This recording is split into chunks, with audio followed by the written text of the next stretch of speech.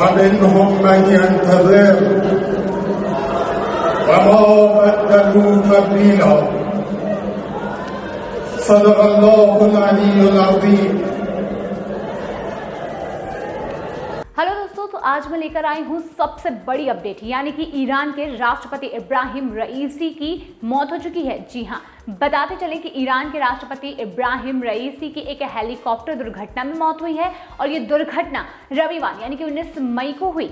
Iran के पूर्वी Azerbaijan प्रांत में ये घटना हुई है और उसके बाद से उनका कोई भी पता नहीं चल रहा था।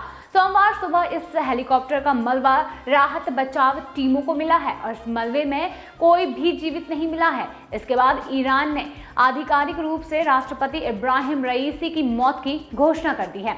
अब उनके साथ इस हेलीकॉप्टर में सवार ईरान के विदेश मंत्री अमीर अब्दुल्लाहियान समेत 8 अन्य लोग भी शामिल थे, जो कि सभी मारे गए हैं। ईरान ने इसे देश की सेवा करते हुए मिली शहादत बताया है। ईरान के राष्ट्रपति इब्राहिम रईसी रविवार को पूर्वी अजरबैजान इलाके में एक बांध का उद्घाटन करने गए थे और उनके साथ विदेश मंत्री के अलावा अन्य कई महत्वपूर्ण नेता शामिल थे। यहां से वापसी के दौरान उनका हेलीकॉप्टर कुछ देर उड़ा और फिर एक निर्जन इलाके में दुर्घटनाग्रस्त हो गया। उनके इस काफिले में और हेलीकॉप्टर थे जो कि अपने गंतव्य तक सही पहुंच गए। यह सूचना मिलने के बाद ईरान ने एक बड़ा राहत बचाव अभियान चलाया, जिसके तौर पर इस अभियान के द्वारा यहाँ पर देखा गया कि किस तरीके से ये हादसा हुआ। कई घंटों तक हेलीकॉप्टर के दुर्घटनाग्रस्त होने वाली जगह को नहीं ढूंढा जा सका और इसके बाद तुर्की के ड्रोन इस जगह का पता लगा सके। अब जगह का पता लगने के बाद यहाँ पर टीमें पहुंच गई और उन्हें यहाँ पर हेलीकॉप्टर पूरी तरह से ध्वस्त मिला। उन्हें यहाँ पर कोई भी व्यक्ति जीवित नहीं मिला और जहां यह हेलीकॉप्टर दुर्घटनाग्रस्त हुआ वह काफी मुश्किल पहाड़ी इलाका है और उसके साथ ही राहत और बचाव टीमों के किसी के नाम मिलने के कुछ देर बाद रईसी की मौत की घोषणा कर दी गई। राष्ट्रपति रईसी की मौत पर भारत के प्रधानमंत्री नरेंद्र मोदी ने भी दुख व्यक्त किया है। उन्होंने एक्स पर लिखा कि इस्लामी रिपब्लिक ईरान के राष्ट्रपति डॉक्टर सैयद इब्राहिम रईसी के दुखद निधन से गहरा दुख और सदमा लगा है। भारत ईरान द्विपक्षीय संबंधों को मजबूत करने में उनके योगदान को हमेशा याद किया जाएगा और उनके परिवार और ईरान के लोगों के प्रति उनके हृदय से संवेदना की गई है। वहीं दुख की इस घड़ी में भारत ईरान के साथ खड़ा हुआ है। हालांकि बताते चले कि ईरान के राष्ट्रपति रईसी और विदेश मंत्री अमीर अब्दुल्लाहियान की मौत पर भारतीय विदेश मंत्री एस जयशंकर ने भी एक्स पर पोस्ट किया है, जहां पर उन्होंने लिखा कि हेलीकॉप्टर दुर्घटना में ईरान के राष्ट्रपति डॉक्टर इब्राहिम रईसी और विदेश मंत्री अमीर अब्दुल्लाहियान की निधन की खबर सुनकर गहरा सदमा लगा।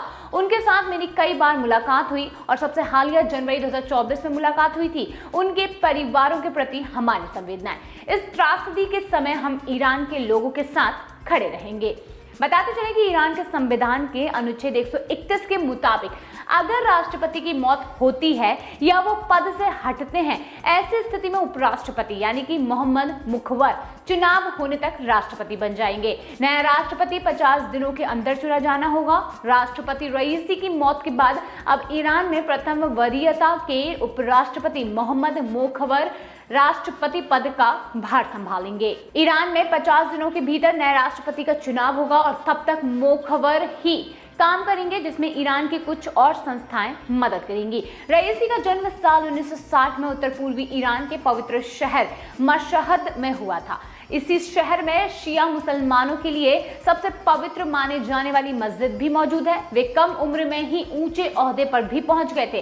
रईसी के पिता एक मौलवी थे। रईसी जब से 5 साल के थे तभी उनके पिता का निधन हो चुका था। शिया धर्म गुरुओं के पदानुक्रम में वे धर्मगुरु अयातुल्लाह से एक क्रम नीचे माने जाते थे। इब्राहिम रईसी ने जब जून 2021 में ईरान की सत्ता संभाली तब उनके सामने घरेलू स्तर पर कई चुनौतियां थी। रईसी ने अपने पिता के रास्ते पर चलते हुए 15 साल की उम्र में ही वहां पर यानी कि कोम शहर में स्थित एक शिया संस्थान में पढ़ाई शुरू कर दी थी। सिर्फ 20 साल की उम्र में ही उन्हें तेहरान के करीब स्थित काराज का महाअभियोजक नियुक्त कर दिया गया था। साल 1989 से 1994 के बीच रईसी तेहरान के महाअभियोजक रहे और उसके बाद 2004 से अगले एक दशक तक न्यायिक प्राधिकरण के डिप्टी चीफ रहे। साल 2014 में वो ईरान के महाअभियोजक बन गए थे और ईरानी न्यायपालिका के प्रमुख रहे। रईसी के राजनीतिक विचार अतिवादी माने जाने वाले थे। रईसी जून 2021 में उदारवादी हसन रूहानी की जगह इस्लामिक रिपब्लिक ईरान के राष्ट्रपति चुने गए थे।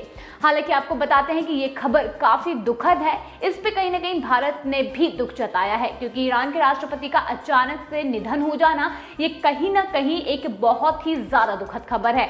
ईरान के राष्ट्रपति इब्राहिम रईसी की निधन की जो घटना है, ये जो दुर्घटना है, ये आज आग की तरह फैल रही है और कहीं ना कहीं लोग इस पर अपने रिएक्शंस दे रहे हैं।